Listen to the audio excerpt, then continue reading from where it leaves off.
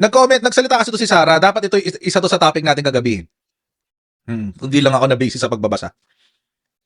Sabi kasi ni Sara Duterte, maglabas daw ng ebidensya na lagi na habitual absentee siya. Kahapon. Maglabas daw ng ebidensya na habitual absentee sa trabaho si Sara Duterte. Alam talaga, minsan nagtataka ako kung to si Sara Duterte ba nagbabasa ng balita o hindi. Magbigay ito ng ebidensya na habitual absentee si Sara Duterte. Mga kababayan, isang sentence lang. Isang sentence lang, mga kababayan. Ang isasagot ko dyan na ebidensya. Minsan virtual, minsan ghost. Isang sentence lang, guys. Minsan virtual, minsan ghost. Statement na yun ng OVP. Statement na yun ng opisina mismo ng Vice Presidente. Yung mga nagtatrabaho sa ilalim niya. If that is not proof of her habitual absenteeism, then I don't know what it is. Sinabi na nga yun ng spokes ng OVP eh. Diba? Tapos meron pa siya sinabi. Ang sabi niya ngayon, ito bago. Oo. Sinashare ng SM Maniac. Oo. SM Maniac, SMN ayun.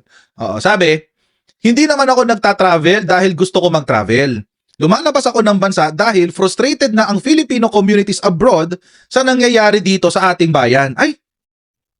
Shoutout po sa mga OFW na nandito ngayon. Oo. Alam ko marami mga Pilipino abroad ang talagang mapagmahal sa sariling lupa, sa sarili nating bansa. Alam ho natin 'yan. Oo.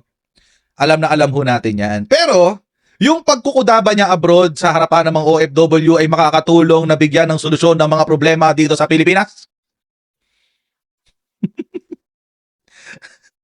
Ulitin ko lang. Yung bang pagrarally niya abroad ay makatutulong na maibsan ang problema ng mga Pilipino sa Pilipinas? Yung bang pagkukuda niya sa Australia, sa South Korea, sa Qatar, sa Kuwait, sa Netherlands, wherever, kung saan man siya nagpupunta, doon sa The Hague, kung saan man siya nagpupunta at siya ay nagrarally, yun po bang kanyang mga sinasabi doon ay nakatutulong na magtaas ng antas ng buhay ng mga Pilipino sa Pilipinas?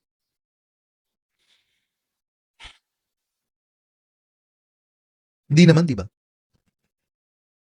Hindi naman, di ba? Hindi naman siguro nangyayari yung kada kuda niya ay yumayaman ang 50,000 Pilipino, di ba? Di ba? Kada paninira niya sa Pangulo tumataas ang ating GDP. Di ba?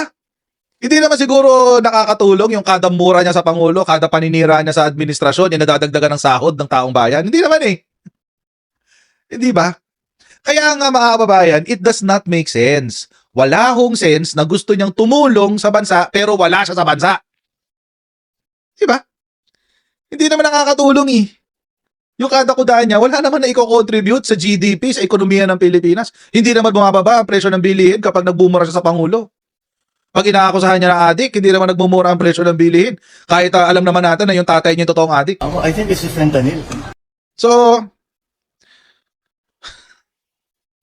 yun lang naman mga kababayan. Kasi, parang inuuto niya talaga yung mga OFW kung saan man siya nagpupunta. At meron naman, ito naman mga DDS, syempre, tatanga-tanga, palakpak, oo. Parang itong galit nila ngayon kay Vice Ganda. Alam niyo mga kababayan, hindi ako fan ni Vice. Oo, hindi ako fan ni Vice. Pero mahilig ako sa comedy. Mahilig ako sa comedy.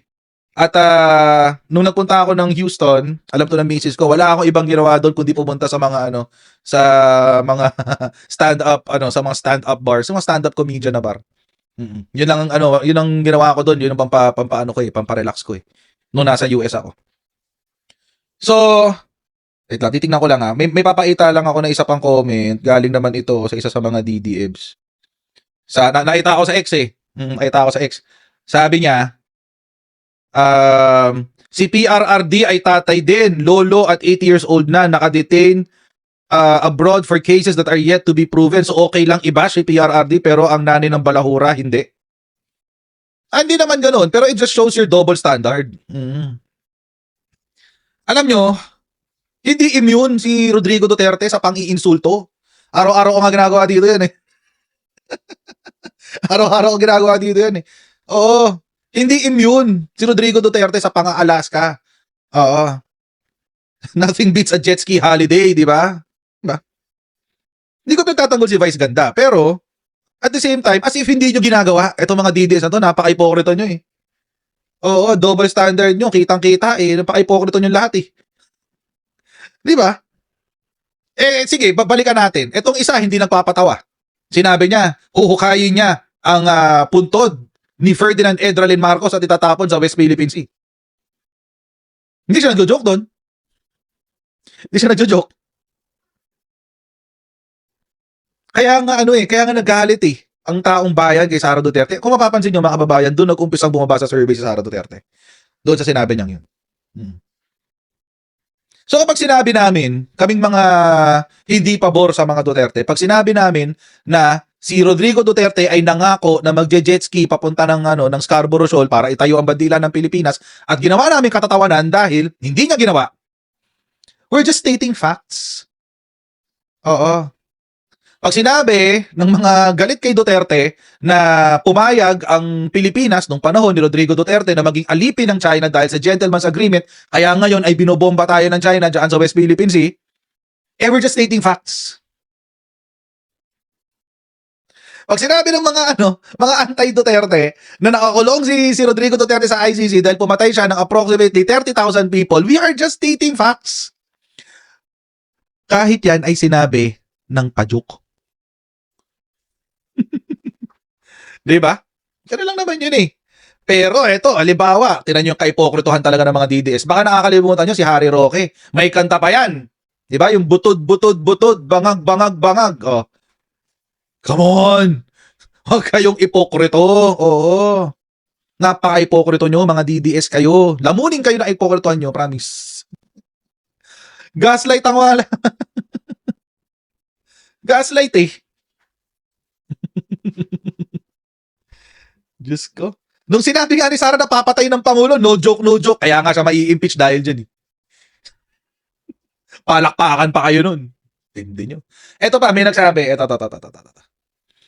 Meron pa ako isang nabasa kanina. Sorry, medyo nagtatagal ako dito. Pero kasi, eto, nabasa ko uli sa Twitter. Sa X.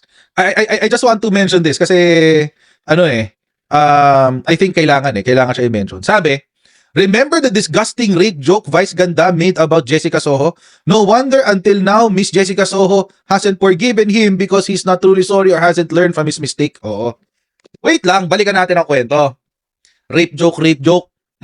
Sorry trigger. Pero balikan ho natin ang kasaysayan. Naalala nyo ba nung sinabi ni Rodrigo Duterte nung meron daw ginahasa sa Davao, nagalit siya kasi hindi siya yung nauna? Bahala, nakakalimutan nyo yun. Mga hipokrito kayo, mga DDS kayo eh. Tawanan pa kayo nun, nang titigas sa mga mukha nyo. Alala nyo yun? Tapos ang sabi niya, nagalit siya, hindi dahil sa ginahasa yung madre, pero dahil hindi yung mayor ang nauna. Ay, hayop. Tigas ng mukha. Sira ulo. Baka nakakalimutan nyo, yung birthday ni Rodrigo Duterte, hinipuan niya yung kanyang maid. Ay, sexual assault? Sexual harassment?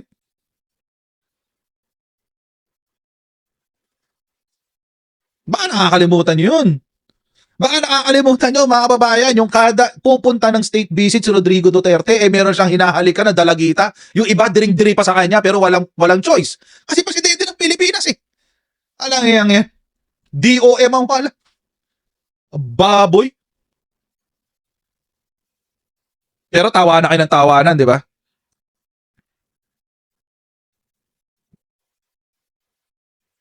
Nakakadiri kayo mga DDS, promise. Nakakadiri kayo. Pinagtatanggol nyo. Pag yung poon nyo ang gumagawa, tinatawanan nyo, pinupuri nyo. Pero kapag ginawa sa poon nyo, nagagalit kayo, ang iipokrito nyo, mga DDS kayo. Ang titigas ng mukha nyo, bakal ang mukha nyo. Literal na wala kayong hiya. Oo.